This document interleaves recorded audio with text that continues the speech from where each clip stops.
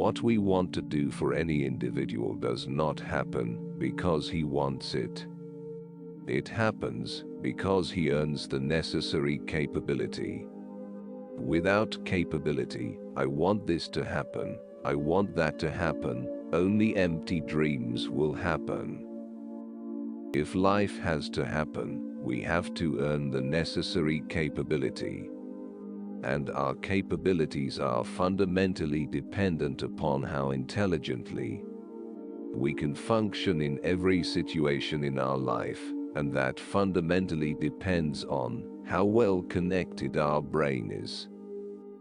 In ancient times in this country, in this culture, there were elaborate systems as to how to train the brain, how to wire the brain as intensely as possible.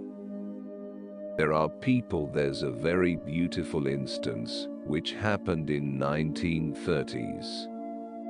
You have heard people going into long chantings, maybe in the temple or somewhere. Have you heard people doing hums and all chanting and chanting away for hours together? So, this chanting was used to wire the brain in a very big way, because the sounds that you employ has a big impact on what happens in the brain.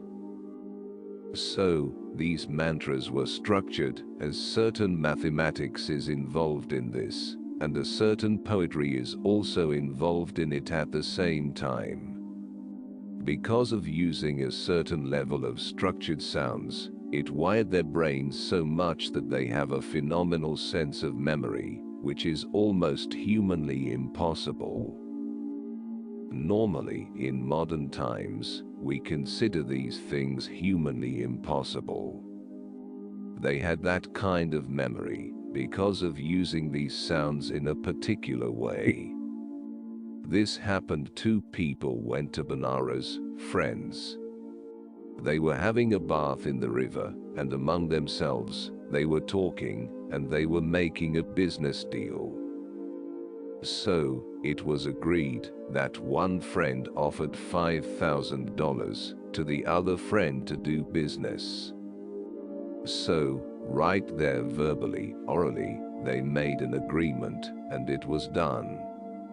And after a few years, because there was no written paper, when this man wanted the money back, the other man said, "You never gave it to me, no such thing happened." So, he went to the court.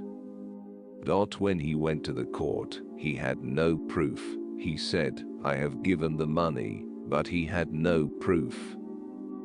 Then the judge said, "You have to get some proof, otherwise we cannot do anything about it." Then he remembered, when they were in the river, they saw a Brahmin priest who was having a bath close to them, so he just hoped that maybe he would have heard what we spoke, and I can bring him as a witness. So, he went looking for that man in Benares. He found the man, and to his disappointment, he realized that the man did not know English.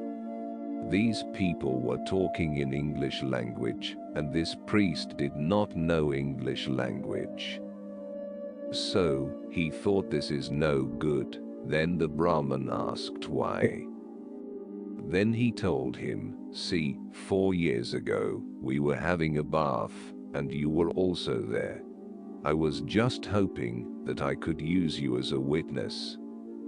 The Brahmin said, "Okay, I can repeat whatever you said, whatever you two had conversation, I can repeat that." He does not know English language, but he repeated every word of what they said. He just remembered every sound, what they uttered. He did not know the meaning of it. He did not know the language, but he could repeat every word what they said. And he was brought to the court, and he won the case. So, our memory and our ability to do things can be so greatly enhanced. If only we handle this in a situation right, and one simple thing to do. If all of you are willing, we can bring many more steps into it. But one simple thing to start with is learning to be just still.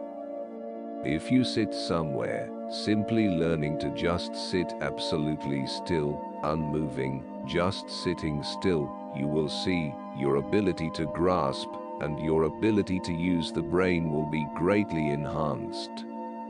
So, I want you to understand this. Everything that you see, hear, smell, taste, and touch is recorded.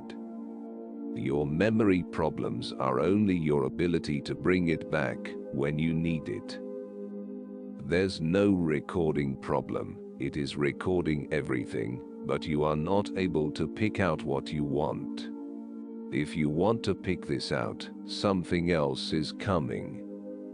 So, that is just a question of clarity, not of memory. Memory means, suppose if we say this phone has low memory, what does it mean? It has limited capability to record, isn't it? If I press 2, if 5 comes, what does it mean? Bad memory or bad keyboard? Bad keyboard. So, this is a question of bad keyboard. This is not a question of bad memory. It's very important that you call 2, it's 2, not 5. It is a question of bad keyboard. Don't try to fix the memory. Memory is great. Everything that you see is recorded. You are not able to type out the right number. That's all the problem is, isn't it? So, this is not a question of memory. This is a question of clarity. So, we have to work on clarity. What is it that gives us clarity of mind? First thing is, we learn to, if our clarity is not good by itself, the simple thing is to handle things with a certain precision. Whatever you brought with you, your book, where your book should sit, where your pen should sit, you know where this should sit. Just practice this. With every little thing, just bring the precision into your activity. It will happen in your mind. You will see, then if I say this, it goes to number 2, it won't go to 5. You go to bed, how it should be everything. You go in your room, how it should be. Just bring this meticulousness of what you are doing with regularly into your life. You will see, slowly, the mind will become very, very clear. It becomes meticulous with everything. This simple practice that you have to do from this moment, when you stand up, when you sit down, when you walk, and when you go out here. This effect will happen over a period of time by itself, but now we are in a hurry. So, use the mind also to do it. To bring that precision, what you are trying to bring in your body. Bring that precision in your mind also. Let the mind imitate the body. You will see, clarity will naturally come. Memory is not the problem. Everything is anyway recorded. I will abuse you right now. I'm going to abuse you badly. Try to forget it. Will you? For all your life you will remember it. Yes or no? It is yes. So, you got great memory, you just remember bad words, that's all. If you exercise your mind like this, it will become in such a way that you can make it do what you want. You will see, slowly, the mind will become very, very clear. When your mind is single-pointed, it's a powerful instrument. This is something that you do within yourself, so that you are able to slip behind the mind. If we know who is behind the mirror, then we can change everything.